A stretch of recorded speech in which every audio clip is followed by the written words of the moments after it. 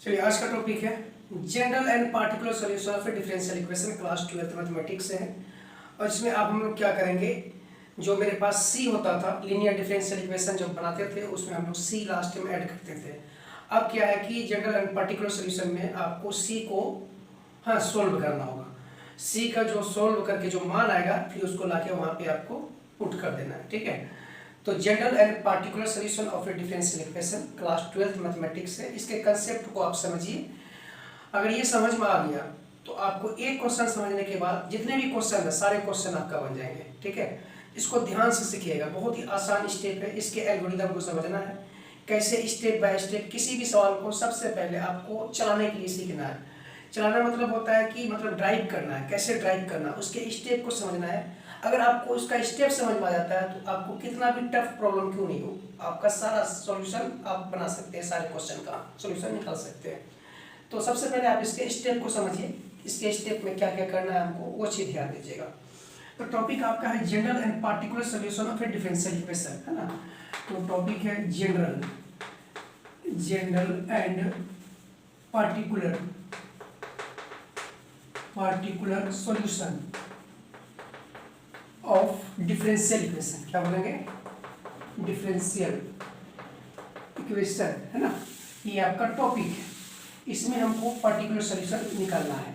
मेरे पास एक क्वेश्चन है, इसको लेके चलते हैं, आपको समझ में आ जाएगा। dy/dx प्लस 2y यहाँ पे, और ये है 10x और इक्वल टू ये दिया हुआ है sin x। और इसमें बोला गया है कि y जो है वो 0 है और जो है when x इक्वल टू जो है वो क्या है π/3 है। ये है आपका क्वेश्चन दिया हुआ, ठीक है। इस क्वेश्चन को समझिए कि जैसे हम लोग लीनियर डिफरेंशियल इक्वेशन बनाए थे जिसमें p का मान और q का मान निकाले थे, सेम वैसा ही करना है, सारा चीज वही करना है। जनरल सॉल्यूशन निकाल लेना है, उसके बाद लास्ट में c को ऐड करना है। लेकिन आपको c को जब ऐड कीजिएगा तो उसमें बोला जाता है कि y को 0 रख दीजिए और x को π/3 रख दीजिए। किसमें, तो जो इसका एंगल sin x आएगा या tan x आएगा, जो भी है cos x, जो भी एंगल आएगा यहाँ पे साइन इंटीग्रेशन करने के बाद उसके एंगल में लेकर रख देना है। y की जगह पे 0 रखना है, x की जगह पे π/3 रख देना है। इसका सॉल्यूशन करने के बाद आपको c का मान आ जाएगा। c का मान जब आ जाएगा तो जनरल सॉल्यूशन में आप c को जो ऐड करते हैं तो वहाँ पे आप c का वैल्यू आ जाएगा, उसको ऐड करना होगा, ठीक है। चलिए ध्यान दीजिए। तो सबसे पहला काम है, इसमें हम क्या निकालेंगे, इसमें हम लोग p निकालते हैं। p मेरे पास क्या है 2 tan x, है ना। अब मेरे पास जो q दिया हुआ वो दिया हुआ है ये sin x दिया हुआ। p और q दोनों पता चल गया। हम लोग जानते हैं इंटीग्रेटिंग फैक्टर कैसे निकालेंगे। इंटीग्रेटिंग फैक्टर निकाल e टू द पावर क्या होता है p dx होता है ना। तो ये मेरे पास इंटीग्रेटिंग फैक्टर निकालने का फॉर्मूला हो गया। e के पावर क्या है p आपके पास क्या है, ये है 2 tan x, है ना। तो 2 को बाहर कर लीजिए। अगर हम 2 को बाहर कर लेते हैं इसके आगे ना, तो यहाँ पे 2 को बाहर कर लिए तो यहाँ पे हो गया tan x। अगर tan x का आपसे इंटीग्रेशन पूछा जाए तो आप बताएंगे तो इसका इंटीग्रेशन ये बताएंगे 2 यहाँ पे बताएंगे सेक, है ना, log sec x। क्या बताएंगे 2 log और ये रहा sec x, ये इसका इंटीग्रेशन होता है।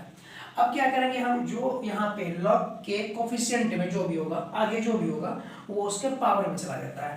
तो ये हो जाएगा मेरे पास log, है ना, ये log sec x और इसका हो जाएगा ये होल स्क्वायर हो जाएगा। यही चीज फाइनली मिल जाता है आपको यहाँ पे sec x का होल स्क्वायर, और ये चीज फाइनली हो जाएगा आपके पास sec स्क्वायर x। आपको पता चल गया इंटीग्रेटिंग फैक्टर आपका क्या आ गया, ये, है ना, ये इंटीग्रेटिंग फैक्टर आ गया। जब आपके पास इंटीग्रेटिंग फैक्टर आ जाता है तब हम लोग क्या करते हैं, y इंटू इंटीग्रेटिंग फैक्टर लिखते हैं, इक्वल टू क्या होता है q इंटू इंटीग्रेटिंग फैक्टर होता है, और यहाँ पे लिखते हैं dx, है ना, प्लस में c। ये मेरे पास फॉर्मूला है, ठीक है। अब क्या करना है कि y लिखना है, यहाँ पे इंटीग्रेटिंग फैक्टर आपको देखिए यहाँ पे क्या लिखा हुआ है sec स्क्वायर x है, यहाँ पे लिखेंगे sec square x equal to q आपके पास क्या दिया हुआ था, ये sin x दिया हुआ। तो ये sin x को हम लोग ऐसे लिखेंगे, ये sin x यहाँ पे हो गया आपके पास ये q, आपके पास जो p है वो है आपके पास, है ना, ये तो q, हाँ sec स्क्वायर x, ये हो गया आपके पास sec स्क्वायर x और यहाँ हो गया dx। अब करना है हमको इसका इंटीग्रेशन, ठीक है। इसके इंटीग्रेशन करने के लिए हमको कुछ यहाँ पे अपना दिमाग लगाना होगा। क्या, देखिए यहाँ पे ये जो साइन एक्स है ना, साइन एक्स से बटा यहाँ पे हम ये सेक स्क्वायर को हम इसके नीचे लेके आ जाएंगे, ये हो जाएगा कॉस स्क्वायर एक्स। जब ये कॉस स्क्वायर एक्स से हो जाएगा तो कॉस स्क्वायर एक्स को हम दो पार्ट में लिख देंगे, एक यहाँ पे लिखेंगे कॉस एक्स जो टेन बना देगा, दूसरा लिखेंगे 1/cos x, ये इसको सेक बना देगा, यहाँ हो जाएगा dx।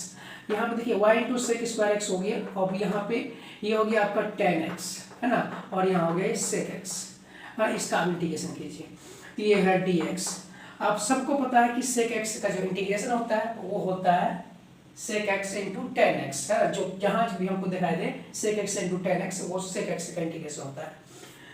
तो y इंटू क्या हो जाएगा यहाँ पे सेक स्क्वायर एक्स हो जाएगा, आपके पास ये मिल गया आपको, ये हो गया सेक एक्स, क्या हो गया सेक एक्स। आप यहाँ लगा दीजिए प्लस में c। अब ये चीज़ को हमको क्या करना है, इसको हम ऐसे लिख देंगे y अपॉन यहाँ पे लिख देंगे कॉस स्क्वायर एक्स, और इक्वल टू इसको लिख देंगे 1/cos x है ना, प्लस में हो गया c।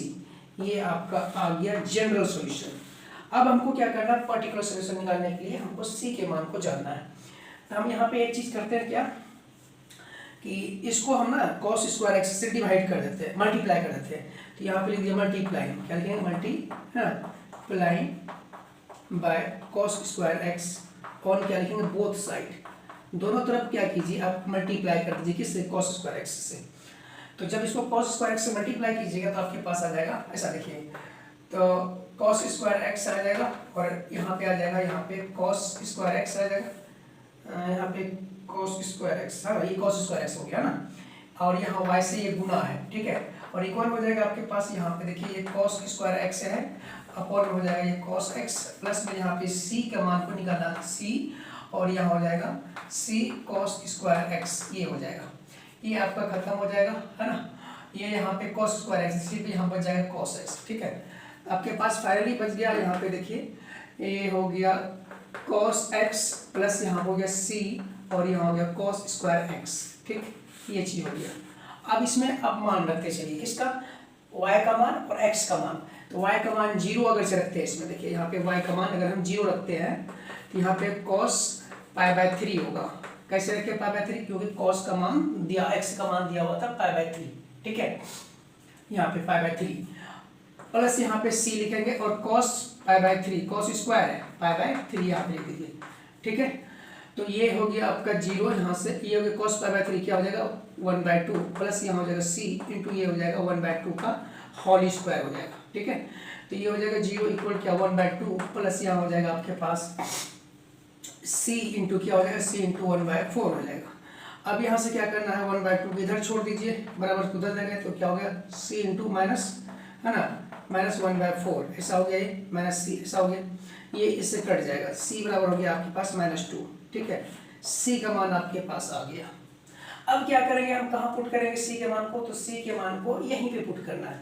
तो देखिए, तो यहाँ पे लिख दीजिए y इक्वल टू क्या है c का मान, तो cos तो हो गया ये cos x है ना, c का मान -2 cos स्क्वायर x, ये हो गया इसका आंसर, ठीक है।